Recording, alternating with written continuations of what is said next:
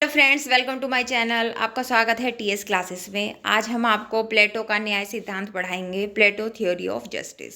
देखिए ये बहुत इंपॉर्टेंट है आपके टीजीटी पीजीटी के एग्ज़ाम के संदर्भ में। आइए देखते हैं न्याय के मूल तत्व। प्लेटो की अमर कृति रिपब्लिक, जैसे कि मैंने अपने प्रीवियस वीडियोस में भी अगर आपने देखा होगा तो बताया था कि इनकी एक अमर कृति है रिपब्लिक, जो बहुत ही फेमस है, जो राज्य व्यवस्था पर आधारित है। का वैकल्पिक शीर्षक न्याय मीमांसा है, अतः इसका मुख्य विवेच्य विषय न्याय सिद्धांत है। परंतु प्लेटो ने न्याय की समस्या का इतना विस्तृत विवेचन किया है कि प्रस्तुत कृति में ज्ञान की अनेक शाखाओं का समावेश हो गया है। Will Durant's the story of philosophy, दर्शन की कहानी के अनुसार रिपब्लिक राज्य व्यवस्था अपने आप में पूर्ण प्रबंध है, जिसे प्लेटो ने एक ग्रंथ का रूप दे दिया है। इसमें हमें उनकी तत्व मीमांसा, उसकी ईश्वर मीमांसा, नीति शास्त्र, मनोविज्ञान, शिक्षा शास्त्र, राजनीति शास्त्र और उसके कला सिद्धांत के एक साथ दर्शन होते हैं। वास्तव में प्लेटो ने इन सब विषयों को पृथक पृथक या स्वतंत्र रूप से विचार नहीं किया है, बल्कि वे एक ही धारा में उठने वाली लहरों की तरह हमारे सामने आते हैं। आइए आगे देखते हैं। प्लेटो का मुख्य ध्येय आदर्श राज्य व्यवस्था की संकल्पना प्रस्तुत करना है। तो इनका मुख्य जो उद्देश्य है कि एक आदर्श राज्य व्यवस्था स्थापित हो सके, परंतु इसके लिए राज्य के स्वरूप को समझना जरूरी है, जो कि राजनीति शास्त्र का विषय है। आदर्श राज्य वह होगा जो न्याय पर आधारित होगा। देखिए प्लेटो ने कहा है कि आदर्श राज्य के बारे में आप जब ही सोच सकते हैं अगर वह न्याय पर आधारित हो। तो ये आपके लिए बहुत इंपॉर्टेंट हो जाता है कि आदर्श राज्य वह होगा जो न्याय पर आधारित होगा। ये किसने कहा है? प्लेटो ने कहा है। न्याय को नैतिकता से अलग नहीं किया जा सकता, अतः नीति शास्त्र का विवेचन जरूरी हो जाता है। न्याय की स्थापना के लिए समाज के विभिन्न वर्गों की उपयुक्त स्थिति निर्धारित करनी होगी, अतः समाज शास्त्र के क्षेत्र में पदार्पण करना आवश्यक हो जाता है। समाज व्यवस्था के विश्लेषण के लिए मनुष्य की प्रकृति को समझना जरूरी है। देखिए अगर हमें समाज की व्यवस्था का विश्लेषण करना है तो हमें मनुष्य की प्रकृति को समझना होगा, क्योंकि समाज भी मनुष्य से ही बना हुआ है। क्योंकि समाज या राज्य व्यक्ति का वृहत रूप है। मनुष्य की प्रकृति को समझने के लिए मनोविज्ञान, फिजियोलॉजी से सरोकार रखना पड़ेगा। मनुष्य की नैसर्गिक क्षमताओं के समुचित विकास के लिए उपयुक्त शिक्षा प्रणाली का विकास आवश्यक है, अतः शिक्षा शास्त्र एजुकेशन का विवेचन भी जरूरी हो जाता है। प्लेटो ने अपने विवेचन के इस पक्ष पर इतना ध्यान दिया है कि फ्रांसीसी दार्शनिक जॉन जॉक रूसो ने रिपब्लिक राज्य व्यवस्था को शिक्षा शास्त्र का सर्वोत्तम ग्रंथ कहा है। तो ये भी ध्यान रखेंगे, पूछ सकता है कि फ्रांसीसी दार्शनिक जॉन जॉक रूसो ने रिपब्लिक राज्य व्यवस्था को शिक्षा शास्त्र का सर्वोत्तम ग्रंथ माना है। शिक्षा का सबसे महत्वपूर्ण विषय दर्शन शास्त्र है, अतः यह स्वाभाविक ही है कि दार्शनिक राजाओं के शासन का समर्थन करने वाले प्लेटो ने दर्शन शास्त्र का गहन विश्लेषण प्रस्तुत किया है। अर्नेस्ट बॉर्कर के अनुसार रिपब्लिक मानव जीवन के संपूर्ण दर्शन के विवेचन का प्रयास है। अर्नेस्ट बॉर्कर ने क्या कहा है कि रिपब्लिक मानव जीवन के संपूर्ण दर्शन के विवेचन का प्रयास है। प्लेटो ने रिपब्लिक राज्य व्यवस्था के अंतर्गत संपूर्ण ज्ञान को समन्वित रूप से प्रस्तुत करने अपनी विलक्षण प्रतिभा का परिचय तो दिया ही है, परंतु यह भी मानना पड़ेगा कि ज्ञान विज्ञान के समुचित वर्गीकरण के बिना उसका विस्तृत विकास संभव नहीं था। ऐसा वर्गीकरण प्रस्तुत करने का श्रेय प्लेटो के प्रसिद्ध शिष्य, देखिए ध्यान रखेंगे कि प्लेटो के शिष्य कौन है?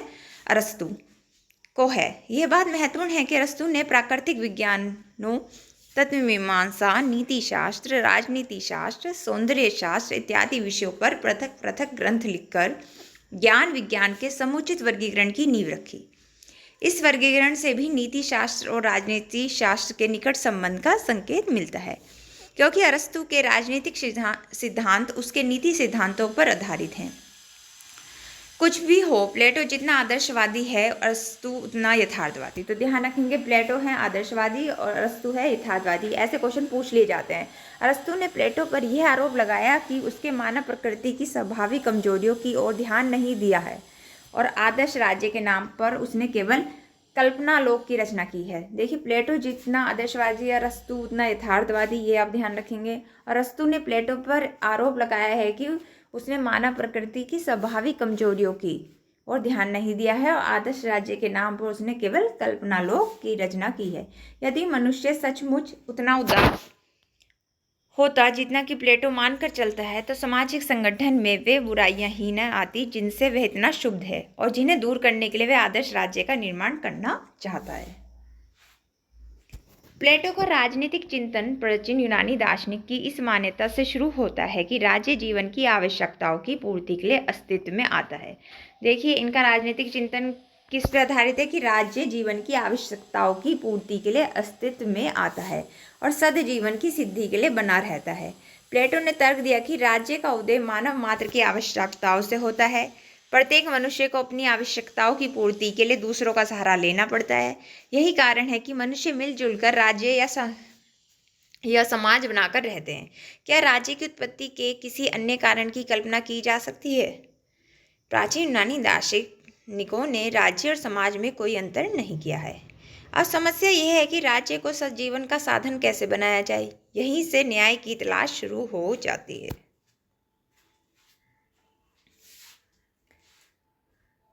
आइए देखते हैं। ये चर्चा एक संपन्न और कुलीन व्यक्ति सेनफॉल्स के घर पर शुरू होती है, जिसमें सुकरात के अलावा प्लेटो का भाई ग्लूकोन, एडिमेंट्स और थ्रेसीमेकिस भी भाग लेते हैं। सुकरात प्रमुख वक्ता है जो प्लेटो के अपने विचारों का प्रतिनिधि है। सुकरात प्रश्न करता है, आपके विचार से आपको धन संपत्ति से मुख्य लाभ क्या मिला? सेफॉल्स उत्तर देता है, धन संपत्ति हमें उदार, सच्चरित और न्यायपरायण बनाती है। तब सुकरात पूछता है, न्याय से आप क्या समझते हैं? सेफॉल्स परंपरावादी दृष्टिकोण दोहराते हुए कहता है, लगता है न्याय सत्य बोलने और अपना ऋण चुकाने में निहित है। सुकरात एक के बाद एक तर्क को काटता चला जाता है, यहाँ तक कि थ्रेसीमेक्स झुंझला कर उसे सुना देता है, आप दूसरों के तर्क काट देने में ही गर्व क्यों अनुभव करते हैं? क्या आप स्वयं भी किसी प्रश्न का उत्तर दे सकते हैं? परंतु सुकरात अपने प्रश्नों की बौछार में कोई ढील नहीं देता। तब थ्रेसीमेक्स शुद्ध होकर कहता है, मेरा दावा है कि जिसके पास शक्ति है उसके अधिकार को ही मान्यता दी जाती है। शक्तिशाली का हित ही न्याय है। वह ये तर्क देता है कि सरकार अपने हितों की रक्षा के लिए नियम बनाती है और उनका उल्लंघन करने वालों को दंड देती है। नियम और न्याय निर्बल लोगों को वश में रखने के लिए बने हैं। शक्तिशाली पर इनका कोई बंधन नहीं होता। सुकरात थ्रेसीमेक्स के इस तर्क को भी काट देता है। इसके बाद ग्लूकोन अपना विचार प्रस्तुत करता है। वह कहता है कि मनुष्य सर्वत्र अपना सुख ढूंढता है, अतः अनुन्नति की न्याय ही न्याय है। यदि दूसरों को सताकर अपना स्वार्थ सिद्ध करना लगातार संभव होता तो इसे शुभ मान सकते थे, परंतु ऐसा नियम बना देने पर बलवान निर्बल को सताने लगेंगे। प्रत्येक व्यक्ति को अपने से बलवान व्यक्ति का भय बना रहेगा। इस भय के निवारण के लिए ही आचार संहिता, कोड ऑफ कंडक्ट बनाई जाती है। अतः न्याय भय की संतान है। सुकरात इस परिभाषा से भी संतुष्ट नहीं होता।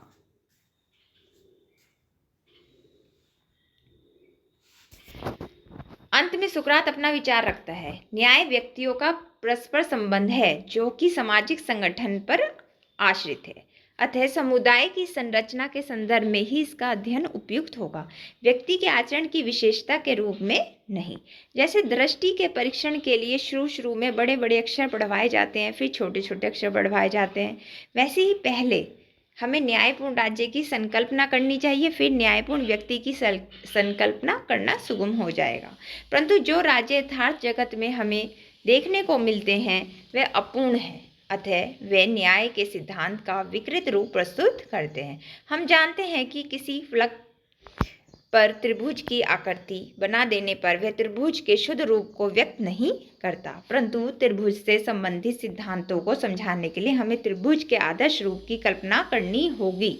इसी तरह राज्य के सिद्धांतों की सही जानकारी के लिए आदर्श राज्य, आइडियल स्टेट का निरूपण आवश्यक हो जाता है। चूंकि राज्य व्यक्ति का ही वृहत रूप है, इसलिए राज्य की प्रकृति को समझने के लिए मनुष्य की प्रकृति को समझना जरूरी है। प्लेटो के अनुसार मनुष्य के व्यवहार के 3 मुख्य स्रोत हैं, इच्छा, तृष्णा, भावना या मनोवेग, और ज्ञान या बुद्धि। इच्छा का स्थान मनुष्य की कमर में है, भावना का स्थान हृदय में है और ज्ञान का स्थान मस्तिष्क में। वैसे ये सभी गुण सभी मनुष्यों में पाए जाते हैं, परंतु किसी में किसी गुण की प्रधानता रहती है, किसी में किसी और की। इस आधार पर प्लेटो ने समाज के 3 वर्गों की पहचान की, जिनमें इच्छा या तृष्णा की प्रधानता है, वे उद्योग व्यापार के तत्पर होते हैं।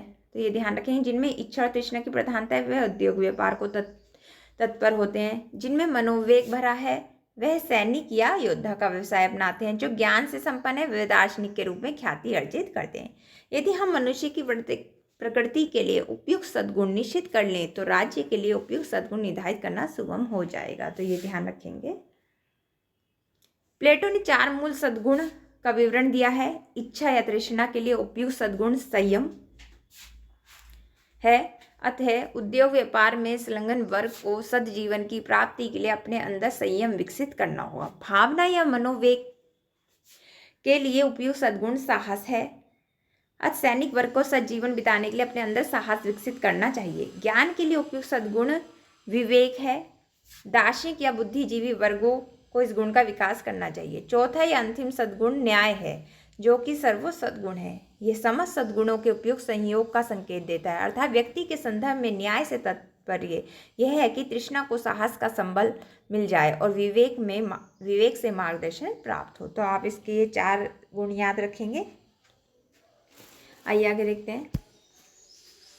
इस तर्क श्रृंखला के अनुसार राज्य के संदर्भ में न्याय का अर्थ यह होगा कि उत्पादक वर्ग को सैनिक वर्ग से संरक्षण और ऊर्जा प्राप्त हो और दासी वर्ग से मार्गदर्शन प्राप्त हो। दूसरे शब्दों में प्लेटो के न्याय सिद्धांत के अंतर्गत राज्य में दार्शनिक वर्ग के शासन का समर्थन किया गया है। तो ये ध्यान रखेंगे।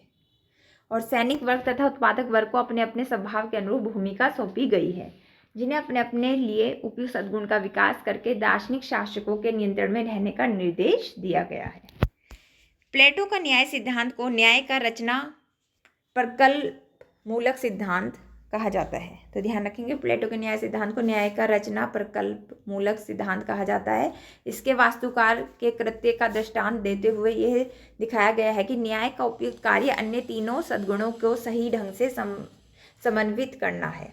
भवन निर्माण के दौरान उसके प्रत्येक हिस्से, दीवार, छत, फर्श, खिड़की, दरवाजे इत्यादि के निर्माण का कार्य किसी न किसी कारीगर के हाथ में रहता है, परंतु कुशल वास्तुकार इन सबको इस ढंग से समन्वित करता है कि वे एक दूसरे की शोभा बढ़ाने लगते हैं।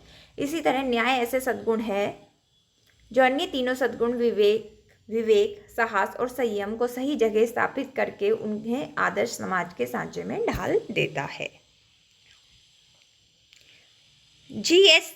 सेबाइन ने अपनी विख्यात कृति a history of political theory, राजनीति सिद्धांत का इतिहास के अंतर्गत लिखा है कि प्लेटो के अनुसार प्रत्येक व्यक्ति को अपना अपना हक दिलाना ही न्याय है। दूसरे शब्दों में कहें तो प्रत्येक व्यक्ति की अपनी अपनी स्वाभाविक क्षमता, प्रशिक्षण और उपलब्धि के अनुसार समाज में उसका उपयुक्त स्थान निर्धारित कर देना चाहिए। फिर इसी निर्णय के अनुसार सबको अपने अपने कर्तव्य का पालन करना चाहिए। न्याय की मांग है कि समस्त व्यक्तियों की समस्त क्षमताओं के सर्वोच्च विकास और सर्वोत्तम प्रयोग का अवसर प्रदान किया जाए। सामाजिक जीवन से जुड़ी हर तरह की क्षमता का प्रयोग सही जगह होना चाहिए। प्लेटो का विचार है कि ज्ञान के आलोक के बिना समाज अंधकार में भटक जाएगा। तो ध्यान रखेंगे, प्लेटो का विचार है कि ज्ञान के आलोक के बिना समाज अंधकार में भटक जाएगा। अतः समाज के कल्याण के लिए उसमें दार्शनिक राजाओं का शासन स्थापित करना जरूरी है। यदि शासन की बागडोर दार्शनिकों के हाथों में नहीं दी जाएगी तो उत्पादक वर्ग की अनियंत्रित लालसा और सैनिक वर्ग का अनियंत्रित भावावेग समाज को विध्वंस की ओर ले जाएगा। जिस देश के शासन ज्ञान विज्ञान के प्रति अनुरक्त नहीं होंगे, या जहां दौलत के भूखे व्यापारी या युद्ध के प्यासे सैनिक सत्ता का सूत्र संभाल लेंगे, उस देश का शासन भ्रष्ट, अस्थिर और विनाशकारी होगा। प्लेटो की दृष्टि में एथेंस की राजनीतिक अस्थिरता का मुख्य कारण यही था कि वहां शासन की बागडोर दार्शनिक या मनीषियों के हाथों में नहीं थी, बल्कि लोकतंत्र की आड़ में अयोग्य लोग सत्ता प्राप्त कर लेते थे। अतः उसने शिकायत के स्वर में कहा, जब हम जूता बनवाने जैसे साधारण काम के लिए कुशल कारीगर ढूंढते हैं, तब ये कैसे सोच लेते हैं कि जो व्यक्ति बातें बनाकर लोगों के वोट हासिल कर लेता है वह शासन जैसे उत्तरदायित्वपूर्ण कार्य को संभालने के योग्य होगा। जब हम अस्वस्थ होते हैं तो किसी योग्यता प्राप्त और प्रशिक्षित चिकित्सक की शरण में जाते हैं, सबसे सुंदर या वाकपटु चिकित्सक की तलाश नहीं करते। फिर जब हम संपूर्ण राज्य, ध्यान रखेंगे, फिर जब हम संपूर्ण राज्य अस्वस्थ हो, जब संपूर्ण राज्य अस्वस्थ हो तब क्या उसके उपचार के लिए सबसे मेधावी, ज्ञानवान और विवेकशील व्यक्तियों की शरण में नहीं जाना चाहिए? जब तक राजनीति में अयोग्य और धूर्त व्यक्तियों के प्रवेश पर प्रतिबंध नहीं लगाया जाएगा, तब तक राज्य की बुराइयों, राजनीति की अस्थिरता, अव्यवस्था, कुप्रबंध का अंत नहीं हो पाएगा। जब तक दार्शनिक स्वयं शासक नहीं बन जाते या संसार के शासक एवं नृपति दर्शन शास्त्र में पारंगत नहीं हो जाते, तब तक राज्यों की अपनी बुराइयों से मुक्ति नहीं मिलेगी। तो यह था प्लेटो का न्याय सिद्धांत, जो काफ़ी इम्पोर्टेंट हो जाता है। आप बार बार हमारे वीडियो को देखिए, इसे पढ़िए, इसमें से आपको क्वेश्चन जरूर लगेंगे। आपको हमारा वीडियो कैसा लगा, please like, share and comment. Thank you friends.